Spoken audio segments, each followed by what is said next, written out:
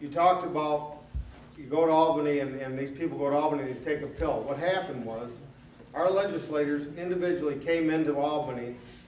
Joe Bruno was there, whoever was there. They came into the room with those 3 people.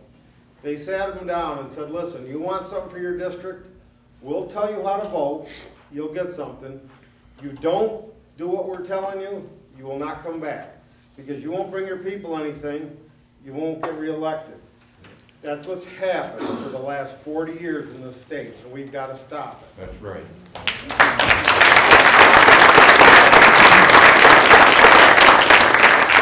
I would like to see only people elected to office who say that they will support term limits. Well, some people have been out there advocating for 12 years. We think that what the people really want is 8 years.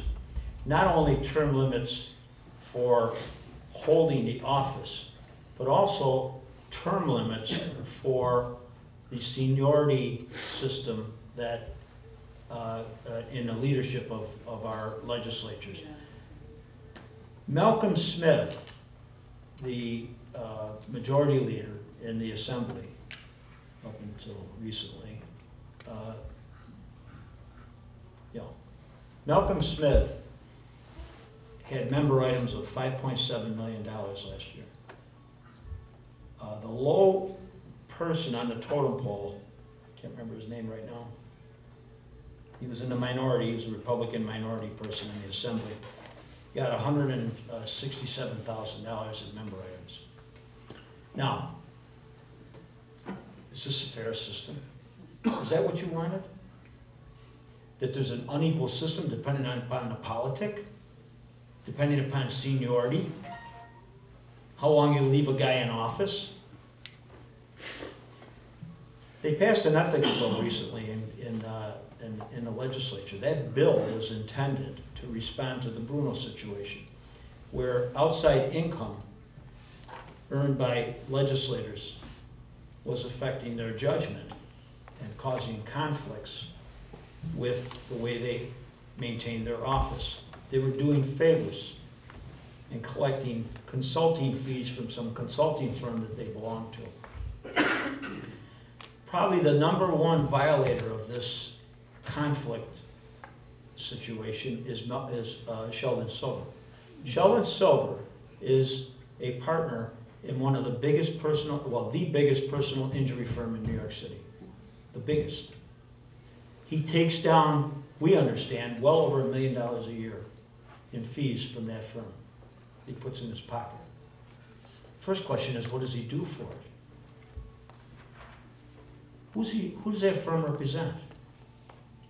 They collected a $37 million judgment last year. And if we had tort reform, that judgment probably would have been closer to $2 or $3 million. Sheldon Silver has had his finger on tort reform since 1996 when he first took office as the leader. He's had his finger on the scaffold law and workers' comp for years. He's had his finger on the licensing statutes that license health insurers and liability insurers to come in and work in the state of New York. Without licensing, if they took their finger off of these firms, we'd have competition. We'd have competition in the marketplace, which would drive our rates for liability and health insurance down dramatically. But Sheldon Silver keeps his finger on it. He has the worst conflict of interest. So here they have a meeting, the legislative leaders from both houses. And they're sitting in the meeting and somebody says, we have to disclose all the outside income and we have to disclose how we earned it. And everybody says, yeah, that's right, we should do that because that will satisfy the people. The people are aggravated with us right now.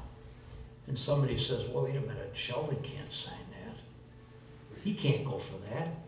They'll hang him. Well, they said, I guess, and the same with John Sampson, the head of the Senate. You can't do that. And they said, oh, well, okay, we'll exclude all lawyers because both of them are lawyers. We'll give them an exemption.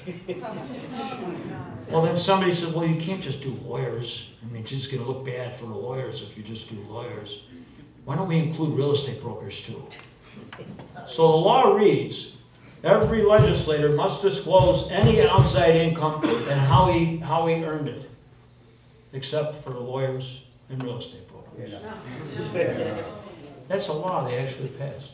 I swear. I mean, it's amazing.